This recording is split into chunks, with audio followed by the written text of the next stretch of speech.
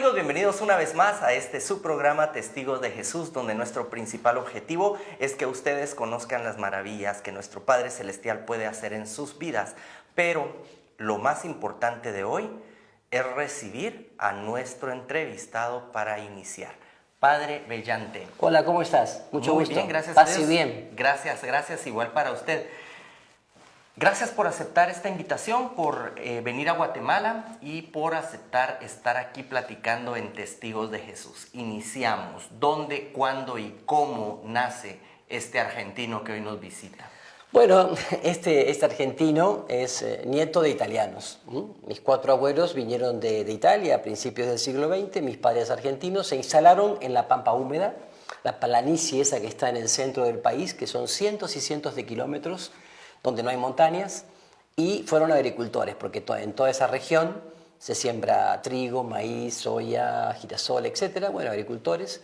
Y yo nací justamente muy cerca de la ciudad de Rosario, en un pueblo llamado Alcorta, que además tiene una historia muy particular porque es cuna de la emancipación agraria argentina, por el grito de Alcorta, que tiene una repercusión histórica a nivel latinoamericano. Nací como segundo hijo el 23 de septiembre de 1958, que en Argentina es el inicio de la primavera. Entra el equinoccio de primavera, que no entra el 21 sino el 23. El 23 de septiembre, que es una fecha que después con los años me iba a dar cuenta que es muy importante, después veremos por qué. No porque nací yo, sino porque en esa época nacieron personas que tenían mucho que decirme a mi vida. Mis abuelos, mi padre había sido también agricultor y después transportista, mi mamá ama de casa.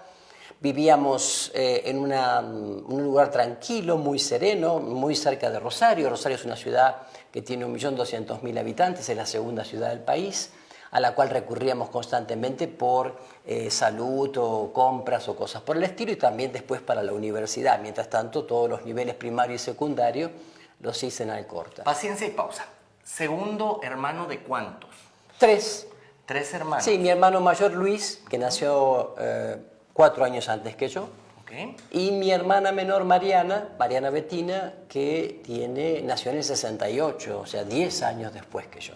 Entonces así que yo fui casi hermano menor durante tiempo. Durante ese después tiempo. Después fui un sándwich. Compañero de juegos, más con el hermano mayor, más con la hermana menor, ¿cómo funcionó?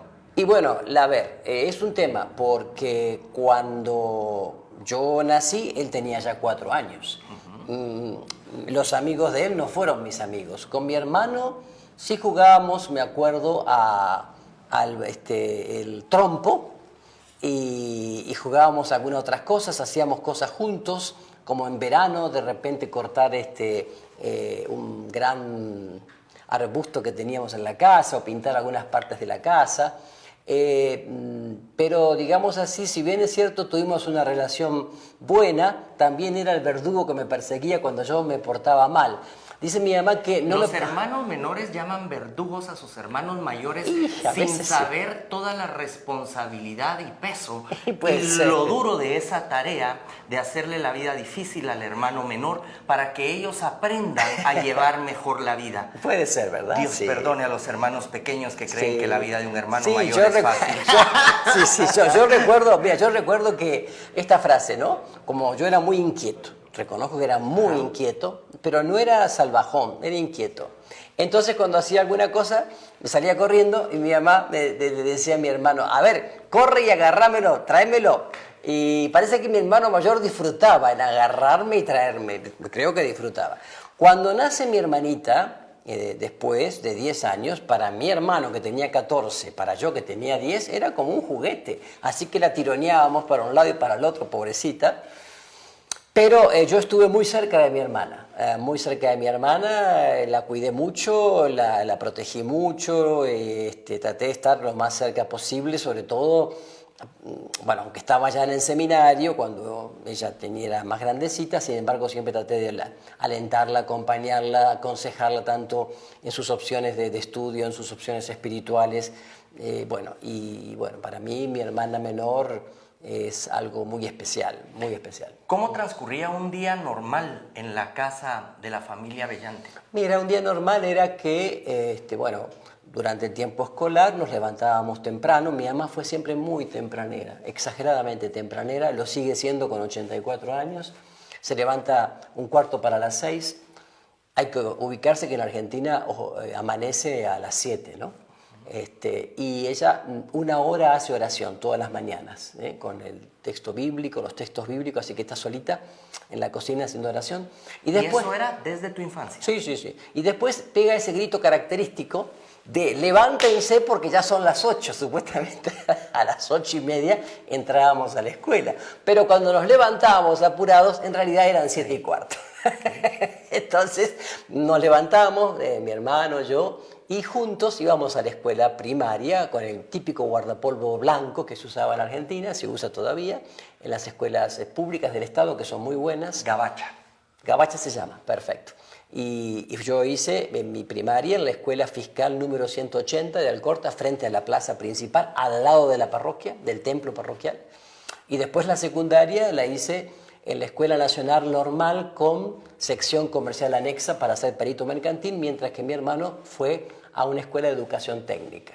Ya que yo tenía más orientación hacia lo teórico, así dijeron los docentes, y mi hermano hacia lo teórico práctico. De hecho, después él fue docente toda su vida hasta jubilarse hace 2 años en esa misma escuela.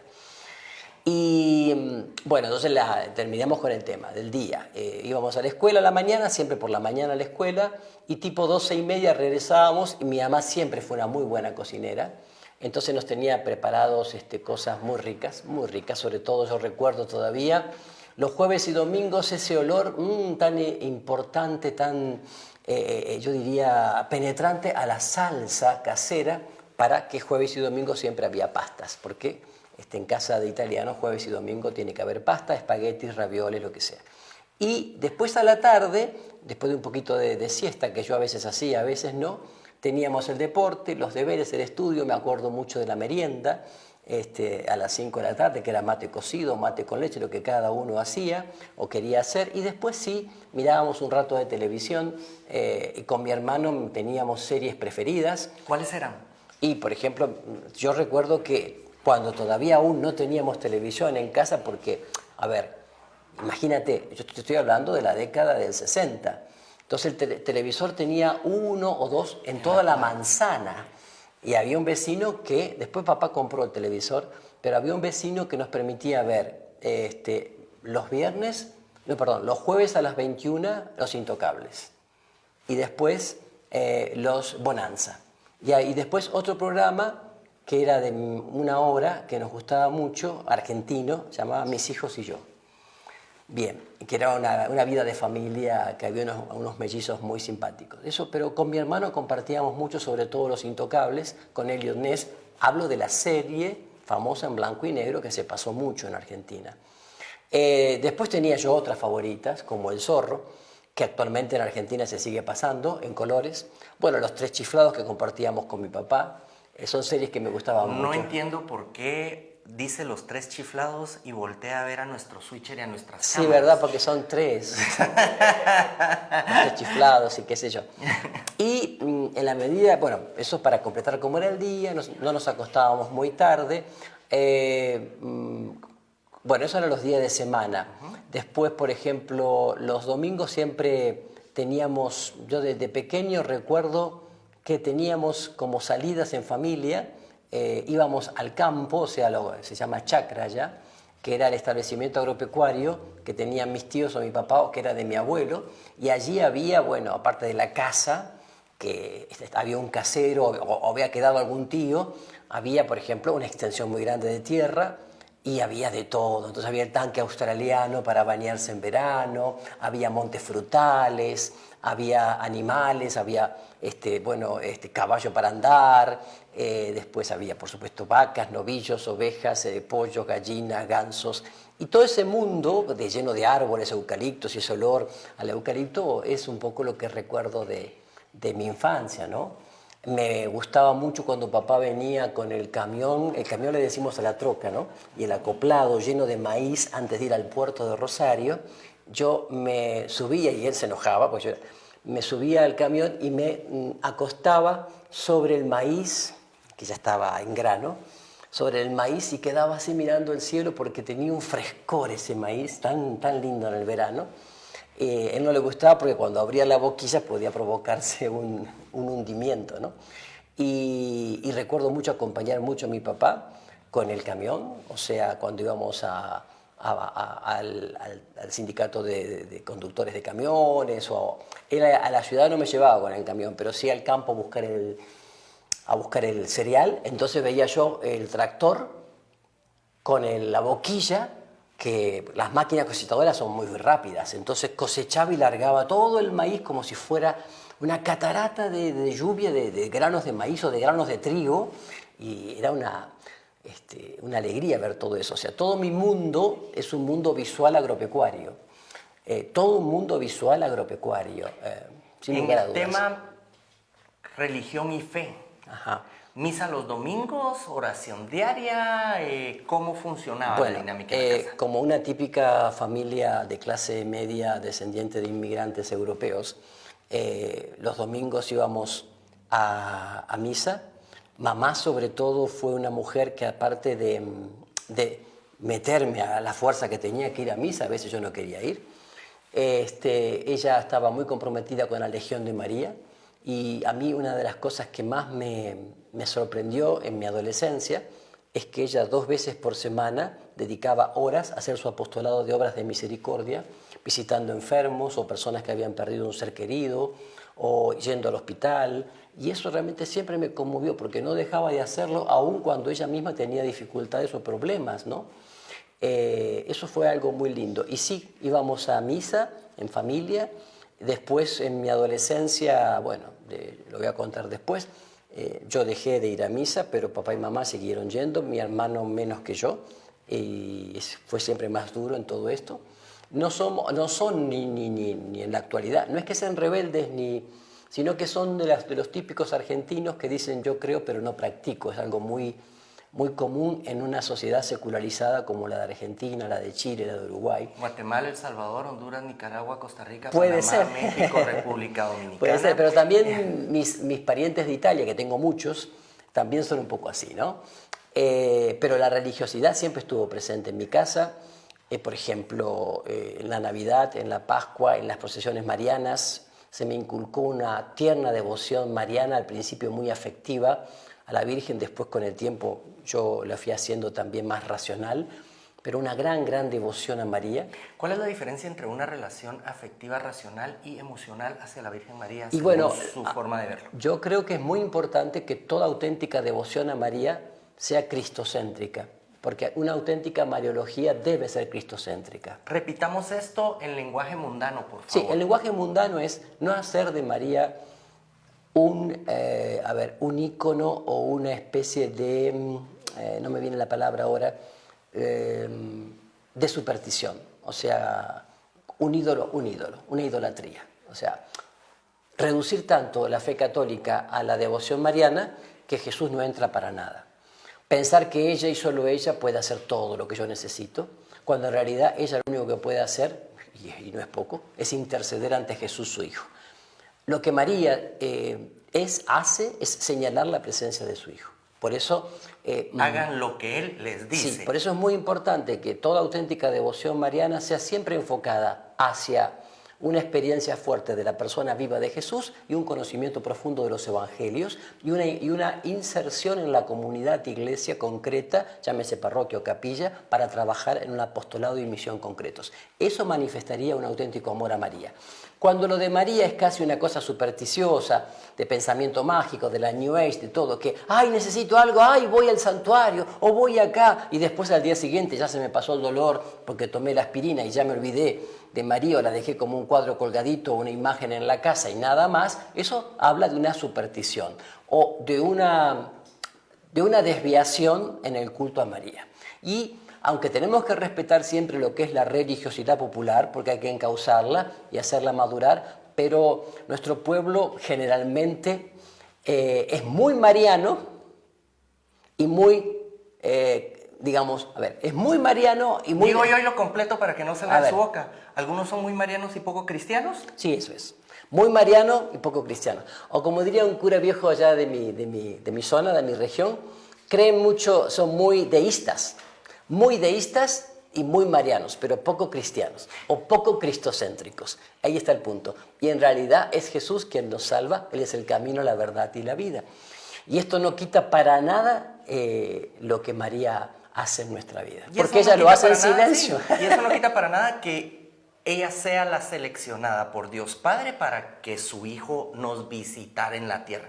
Como decimos aquí en Guatemala, ¿qué nivel de mujer? O sea, tal cual.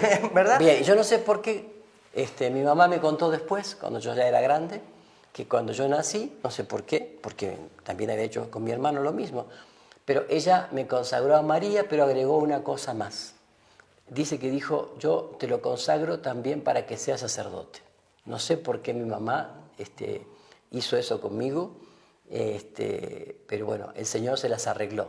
Y después, cuando yo estaba cerca de ordenarme sacerdote, esto es un chiste, ¿no? Mi párroco me contó que ella estaba media como preocupada. ¿Se va a ordenar ya, padre? Y dice, sí, ya tiene 27 años. Ay, pero dice, es tan bonito, tan lindo. Dice que dice. Y mi párroco se reía. Dice, como no lo habías entregado ya, ahora no lo quieres soltar, entonces soltalo, ¿no? Así que bueno, eso es muy... o sea que creo que mi mamá tiene una muy honda devoción mariana. Yo lo he visto en ella, concretamente en obras, es su confianza, su abandono, su entrega, su compromiso con los enfermos en las obras de misericordia, en la Legión de María, que es un movimiento formidable. Así que bueno, eso, entonces bueno, resumiendo, sí hubo religiosidad, no se oraba en casa cuando yo era chico, como por ejemplo antes de almorzar, ¿no? Porque eso es algo que en Argentina lo comienzan a hacer las familias ya comprometidas en serio, no como una devoción de cumplimiento, cumplo y miento, sino como una devoción, como un acercamiento fuerte a la comunidad. Además, un trabajo de pastoral familiar que se comienza a hacer en la década del 70, no antes. Ni siquiera se hablaba de la Biblia. Mi mamá tenía un ejemplar de la Biblia que yo me acuerdo, y mami, ¿esto quién te lo dio? No sé, un día pasaron los protestantes, creo que era, y me la regalaron, ese de canto rojo. En la década del 60 en la Iglesia Católica casi no se hablaba de estudio bíblico. Eso fue un descubrimiento de la década del 70 y los 80. Comenzaron a hacerse publicaciones de Biblias traducidas a nuestro idioma latinoamericano, cursos bíblicos, pero antes no. ¿Viste? Entonces era como que la Biblia era para los curas. Y entonces, bueno, por eso no había todo esto, pero había sí un sentido religioso en la solidaridad con cualquier cosa que pasaba en el barrio, en nuestra región, de estar cerca, de acompañar, de alentar. Mi papá ponía a disposición sus medios de transporte para lo que la gente necesitaba. Y hago aquí una pausa, padre, y es que el tema que me viene a la mente es lo siguiente. Vivió su infancia con un evangelio en la práctica. Sí, en la práctica, sí. ¿Sí? Y su formación adulta fue con un evangelio en la teoría. Claro. Mi generación puede estar al contrario. Y sí. Con mucho conocimiento de la teoría, pero poca ejecución en la práctica. Sí. Y esperemos que el ciclo se revierta en la siguiente generación. Y ya se debe de estar pasando. Y hay muchos católicos que están mezclando la práctica con la teoría y que tienen ese acercamiento con la Biblia, pero están dando el siguiente paso y están gastando la suela del zapato para recorrer las calles y mostrar a ese Jesús vivo en la calle. Claro, porque o sea, nadie puede amar lo que no conoce. Entonces están muy bien los estudios bíblicos online que hoy hay, certificaciones, posgrados, recontraposgrados y qué sé yo, licenciatura. O esos padres que se meten a la televisión, por ejemplo. También, ¿verdad? Pero digo, de todas maneras, aunque hay cosas muy lindas, todo eso, digo, tiene que ser llevado a la vida, porque, o sea, Jesús no es un doctorado, es una persona a quien seguimos. Jesús no es una idea, no es una ideología, mucho menos, es una persona a la cual tenemos que acercarnos para tener una experiencia vital de Él. Por eso Jesús no es una liturgia, no es solamente una liturgia, no es solamente una doctrina, no es solamente una teología, no es solamente una filosofía. Jesús es simplemente y nada menos una persona viva a la cual tenemos que seguir. Y eso se llama discipulado. Por eso, todo bautizado, Todo bautizado, sea cura, sea monja, sea obispo, sea cardenal, sea laico, es antes que nada y tiene que ser un discípulo. ¿Y qué es un discípulo? Es alguien que escucha a su maestro. Escucha a su maestro. Y esa es la tarea más importante de todo bautizado, escuchar al maestro. Bien, entonces... primaria. Terminé normal, la primaria y sí. ahí hay cosas, anécdotas, historias interesantes. Mi párroco, que fue párroco mío durante más de 30 años y el que tuvo mucho que ver en mi vida, Padre Domingo Sabini, muy entregado, muy pastor, hoy dirían pastor con olor a abejas, en esos eslogans que se van sacando. Como era su monaguillo desde que yo tenía 6 años, y se ve que yo hacía muy bien mis tareas de monaguillo, entonces cuando había esos famosos funerales de la década del 60, al año de la muerte de la persona con el túmulo puesto allí en todo negro y el cartel con el nombre y apellido, para dar realce a la misa, me mandaba a buscar a la escuela de al lado, a la escuela fiscal, y yo dejaba, me acuerdo, dejaba mis cuadernos y todo, y él había hablado con la directora, e iba a ayudar a la misa de día de semana. Y volvía y estaba el banco frío y tenía que tomar los apuntes de mi compañero. Pero bueno, igual todo salía lo mismo. Yo estaba contento de ayudarlo a él porque le tenía mucho cariño, mucha estima. Y me acuerdo que él era un gran predicador y él por ahí en la misa hablaba de San Pablo. Yo tenía 7 años, hablaba de Pablo, decía, no decía San Pablo, decía Pablo. Yo digo, ¿quién será ese Pablo del que habla tanto el padre Sabín? Pero evidentemente a mí, ahí está, me atrajo su persona, su forma de ser como sacerdote, su forma de predicar. Por eso, fíjense, lo que arrastra siempre es el testimonio, el testimonio. El testimonio de un sacerdote, de un laico, de quien sea, es el que te lleva a Cristo Jesús, el que te lleva al Evangelio, que te lleva a vivir la comunidad. Eso me pasó. Y bueno, por eso hice mi primaria. Pero cuando paso al secundario, que era otra escuela mucho más grande, ¿no es cierto?, yo gradualmente dejo la práctica religiosa. Prácticamente con 13 años dejé de ir los domingos a misa y dejé de tener contacto también con el padre Sabino, que por ahí en la calle me veía, me decía, ¿cuándo vas a venir? Pero bueno, no había en la parroquia en ese entonces grupo de adolescentes, ni grupo de jóvenes. Entonces yo pasé toda mi adolescencia sin participar de la misa, de vez en cuando iba, para Pascua, para Navidad. Mi mamá por ahí se enojaba mucho por eso. Pero bueno, yo estaba en una etapa de repliegue sobre sí mismo, un poco de soberbia típicamente de la adolescencia, por supuesto de confusión, de falta de orientación y vuelvo a insistir, de repliegue sobre sí mismo. En la adolescencia mis estudios iban muy bien, toda la secundaria, también hice música, aprendí acordeón durante unos años, pero lo dejé en primer año porque me parecía que era un aparato no apto para los jóvenes, bueno, porque toda mi familia del lado materno eran músicos y qué sé yo. Y hay algo que creo que en la adolescencia me marcó mucho y fue, ciertamente a los 11 años, fue el quiebre de la repentina enfermedad de mi papá, que tuvo, hoy se llamaría un derrame cerebral, pero concretamente a él le estalló una arteria en la cabeza. Y entonces con 44 años él quedó como muerto al lado de la cama una madrugada. Yo era chico, sentí un grito de mi madre, fui a ver. Y todo eso me marcó mucho. Mi papá quedó parapléjico, quedó paralítico, quedó epiléptico. El padre que se fue no fue el mismo padre que volvió. Yo lo miraba y no encontraba su mirada. Lo miraba y no encontraba su mirada. Él había perdido, por lo menos en los primeros tiempos, había perdido su mirada. Además, él mismo me imagino que tendría un gran sufrimiento interior. Nace mi hermanita. Fue un tiempo difícil para la familia, también de dificultades económicas, porque los gastos de la enfermedad de mi papá fueron enormes. Y bueno, fue todo un tiempo donde mi mamá... recuerdo que a mi hermano y a mí nos dijo una frase que por lo menos a mí me quedó marcada de por vida y es esta: Dios no nos puede abandonar, Dios no nos abandonará. Cuando incluso la familia decía, ¿para qué vas a gastar dinero si después vas a tener que pagar el sepelio? ¿Para qué vas a gastar en esto, en esta rehabilitación? ¿Para qué aquello? ¿Para qué esto? Ella decía, Dios no nos puede abandonar. Padre, vamos a hacer aquí una pausa de una semana. para las Ok, personas que nos ok, están viendo ok. en sus casas. Hemos llegado al final de este capítulo, del primer capítulo, con el testimonio del padre Bellante.